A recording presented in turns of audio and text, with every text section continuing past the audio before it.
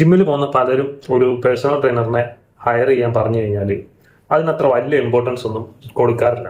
Most people think that machines എല്ലാം അവിടെ ഉണ്ട്, അത് ഉപയോഗിക്കുന്ന ആൾക്കാരും അവിടെ ഉണ്ട്, അവരെ നോക്കി ഞാൻ കോപ്പി ചെയ്താൽ മതി. പക്ഷേ ഫിറ്റ്നസ് എന്നത് എക്സസൈസ് കോപ്പി ചെയ്യുന്നതല്ല, അത് സയൻസ് ആണ്.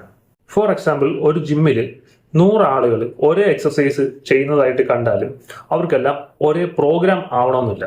Because every body is different, age is different, strength is different, goals are different, injury histories are different, mobility is different, flexibility is different. അതുകൊണ്ടാണ് പേഴ്സണൽ ട്രെയിനറിന്റെ റോള് വളരെ important ആവുന്നത്. A good personal trainer doesn't count your reps.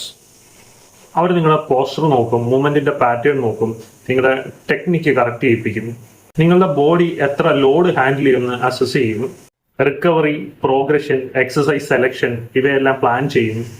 നിങ്ങൾ YouTube നോക്കിയോ മറ്റുള്ളവരെ copy ചെയ്തോ workout ചെയ്യുന്ന സമയങ്ങളിൽ exercise ചെയ്യുന്നുണ്ടാവാം. But that doesn't mean you are progressing.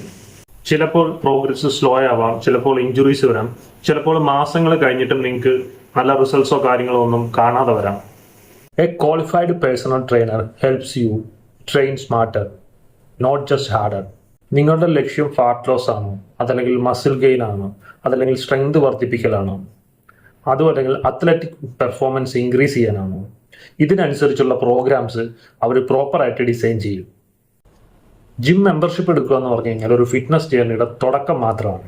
But getting guidance from A very good personal trainer can save U months or years of trial and error.